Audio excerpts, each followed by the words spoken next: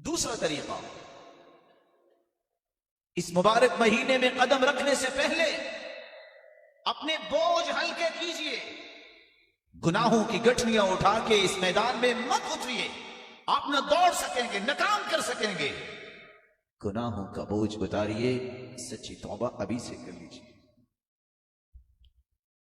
توبۃ النصوح، اس لیے ایک لوگ کہا کرتے تھے کہ 3 دعائیں کبھی نہیں بھولنی چاہیے۔ اللہم انی اسألک توبۃ النصوح قبل الموت، اللہ میں تجھ سے موت سے پہلے پختہ توبہ کا سوال کرتا ہوں۔ دوسری دعا، اللہم انی اسألک حسن الخاتمہ، اللہ میرا وقت اخیر آئے مجھے حسن خاتمہ نصیب فرما۔ تیسری دعا،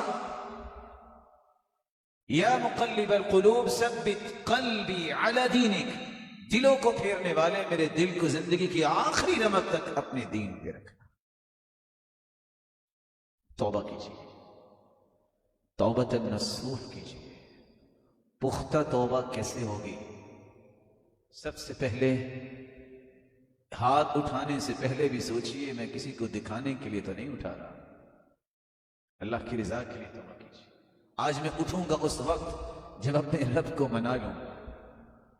دوسری بات، بدعت کا کوئی بھی زاویہ، سوچ کا دھارا، کوئی رویہ اگر آپ کی زندگی میں ہے تو اس کو یکلخت چھوڑ دیجئے۔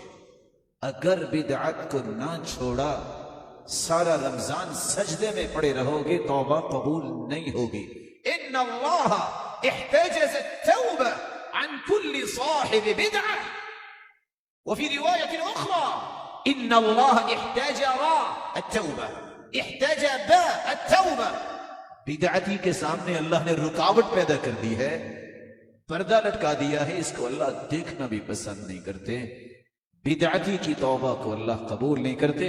حسن بصری رحمت اللہ علیہ بیان کرتے، حتی یدعها، جب تک بدعتی بدعت کو چھوڑ نہیں دیتا اس کی توبہ قبول نہیں ہوتی۔ خواب و خسر، خواب و خسر، نقصان اٹھانے والا یہ شخص ہے جو عبادات بھی کرتا ہے لیکن ایک بھی عبادت اس کی اللہ کے ہاں قابل قبول نہیں۔ تیسری بات، نیت کو خالص کرنے کے بعد بدعت کے بارے میں اور شرک کے بارے میں دعا کیا کرے، یا اللہ زندگی میں شرک اور بدعت کی ہوا بھی ہمیں نہ لگے، اس سے ہمیں بچائے۔ تیسری بات، رب کے سامنے بیٹھنے سے پہلے وضو کیجئے، خوبصورت وضو، 2 رکعتیں پڑھیے، دل لگا کے پڑھیے، لا یسہو فیہما، کوئی اور سوچ پنپنے نہ پائے، رب کی طرف متوجہ ہو کے 2 رکعتیں پڑھ کے جب دعا کرنے لگو، سب سے پہلے رب کی تعریف کرو، درود پڑھو، اس کے بغیر دعا اوپر تک نہیں جاتی، اور پھر اپنے گناہ کا اقرار اور اعتراف